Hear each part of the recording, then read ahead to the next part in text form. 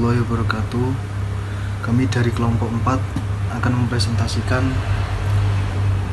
hasil dari diskusi kami yang mengenai konflik dan negosiasi. Langsung saja, pengertian konflik. Konflik dalam organisasi merupakan suatu kondisi yang tidak dapat dihindari karena organisasi terdiri dari individu-individu dengan latar belakang, nilai, kepentingan, dan persepsi yang berbeda. Konflik dalam organisasi adalah suatu proses ketika satu pihak merasa dirugikan atau terlambat oleh pihak lain. Dalam mencapai tujuan tertentu, konflik muncul dari ketidaksesuaian tujuan, persepsi, nilai, serta interaksi. Dampaknya bisa positif atau inovasi atau negatif, penurunan produktivitas. Proses terjadinya konflik. Proses konflik terdiri atas beberapa tahap, yaitu laten. Ada potensi konflik atau perbedaan nilai, kelangkaan sumber daya. Selanjutnya ada persepsi, mulai merasakan ancaman. Selanjutnya ada intensi, menentukan respon. Selanjutnya ada perilaku. Konflik terlihat dalam tindakan verbal atau non-verbal. Yang terakhir ada hasil, dapat meningkatkan atau menurunkan kinerja. Jenis-jenis konflik, diantaranya konflik organisasi ada 3 jenis utama, yaitu konflik tugas, perbedaan pendapat tentang isi pekerjaan dan strategi kerja. Yang kedua ada konflik hubungan, bersifat emosional, terkait kepribadian, komunikasi yang buruk, dan nilai personal. Lalu yang terakhir ada konflik proses, ketidaksepakatan tentang mekanisme kerja, pembagian tugas, alokasi sumber daya. Selanjutnya ada lokus konflik. Yang pertama, konflik interpersonal, terjadi dalam diri individu ketika terdapat ketidaksesuaian antara tuntutan organisasi dan nilai personal, peran yang ambigu, atau tekanan tugas yang berlebihan. Yang kedua ada konflik interpersonal, terjadi antara 2 individu atau lebih dalam organisasi, biasanya dipicu oleh perbedaan kepribadian, komunikasi yang tidak efektif, ataupun persaingan terhadap sumber daya yang terbatas. Yang ketiga ada konflik intra-kelompok, sering disebabkan oleh ketidakseimbangan otoritas, kurangnya koordinasi, dan perbedaan orientasi anggota tim. Yang terakhir ada konflik antar kelompok. Konflik antar kelompok adalah yang paling kompleks karena melibatkan kepentingan kolektif dan seringkali terkait dengan struktur organisasi, distribusi kekuasaan, serta kebijakan manajemen. Ya, selanjutnya dilanjutkan oleh Mbak Ria. Baik, selanjutnya ada pengertian dari negosiasi. Negosiasi merupakan proses komunikasi 2 arah antara 2 pihak atau lebih untuk mencapai kesepakatan bersama pada situasi yang melibatkan perbedaan kepentingan, persepsi, maupun tujuan. Dalam konteks organisasi, negosiasi menjadi mekanisme penting untuk menyelesaikan konflik, mengurangi ketegangan, dan menjaga keberlangsungan kerjasama antar pihak.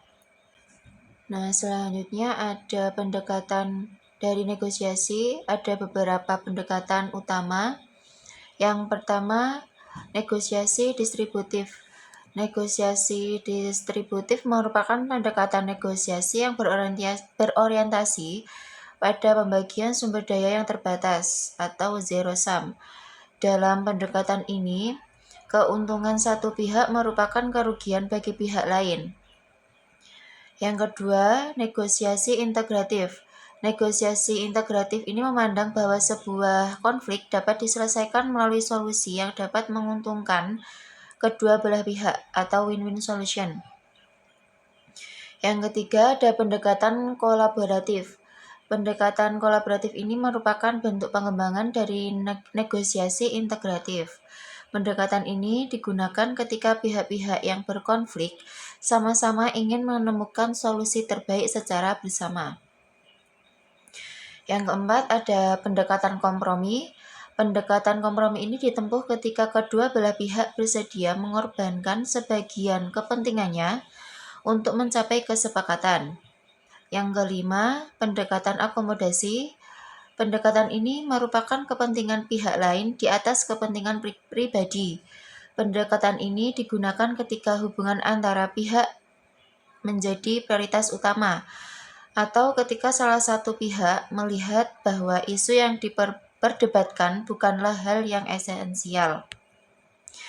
Yang keenam ada pendekatan menghindar atau avoiding. Strategi ini digunakan dengan menghindari konflik baik secara fisik maupun psikologis. Yang terakhir ada pendekatan mediasi dan pihak ketiga. Di sini bahwa pihak ketiga itu sebagai mediator, konsiliator, atau arbitrator dapat dilibatkan ketika pihak-pihak berkonflik tidak mampu mencapai sebuah kesepakatan. Proses negosiasi ada 6 tahapan. Yang pertama ada tahap persiapan. Di tahap ini merupakan tahap awal yang menjadi landasan penting dalam keberhasilan dari negosiasi. Yang kedua ada tahap membangun hubungan atau relationship building. Di sini kepercayaan dan komunikasi interpersonal sangat menentukan dinamika negosiasi. Yang ketiga, tahap pertukaran informasi dan klarifikasi kepentingan. Pada tahap ini masing-masing pihak itu mengemukakan pandangannya, kebutuhan, dan ekspektasi. Yang keempat ada tahap penyusunan opsi dan solusi kreatif. Dari setelah memahami posisi masing-masing, negosiator menyusun berbagai alternatif solusi. Yang kelima ada tahap tawar-menawar atau bargaining. Pada tahap ini, negosiator membandingkan tawaran dan permintaan. Yang keenam, tahap konsep kesepakatan dan penutup. Tahap akhir ini meliputi pengambilan keputusan bersama serta penyusunan perjanjian tertulis untuk menghindari interpretasi berbeda di masa depan dan disepakati bahwa kesepakatan harus adil, realistis, dan juga mampu diimplementasikan untuk menghasilkan keberlanjutan hubungan kerja. Lanjut ada efektivitas negosiasi, itu juga ada 6. Yang pertama, komunikasi interpersonal yang efektif. Bahwa kualitas komunikasi yang mencakup kejelasan pesan, empati, dan keterbukaan merupakan faktor paling dominan dalam keberhasilan negosiasi. Yang kedua ada gaya kepemimpinan. Pemimpin itu berperan sebagai fasilitator atau mediator konflik. Kepemimpinan partisipatif dan adaptif mampu menciptakan iklim negosiasi yang terbuka, sedangkan kepemimpinan otoriter cenderung memicu resistensi. Yang ketiga ada kemampuan mengendalikan emosi. Negosiasi yang efektif terjadi ketika negosiator mampu menjaga ketenangan, mengelola stres, dan menghindari sikap defensif. Yang keempat ada kompromi dan kolaborasi.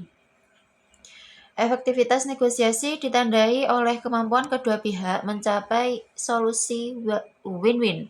Strategi kolaborasi dan kompromi merupakan pendekatan paling efektif dalam penyelesaian konflik jangka panjang. Yang kelima, ada budaya organisasi.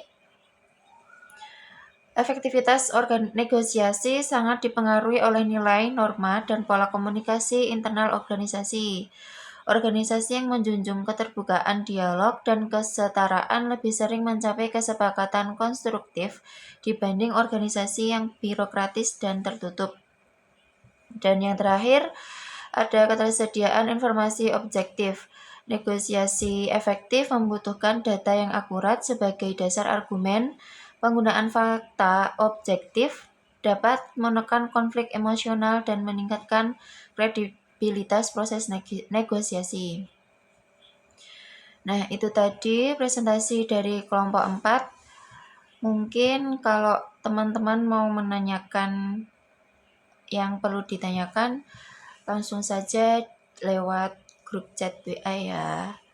Baik, sekian. Kurang lebihnya mohon maaf. Terima kasih. Wassalamualaikum warahmatullahi wabarakatuh.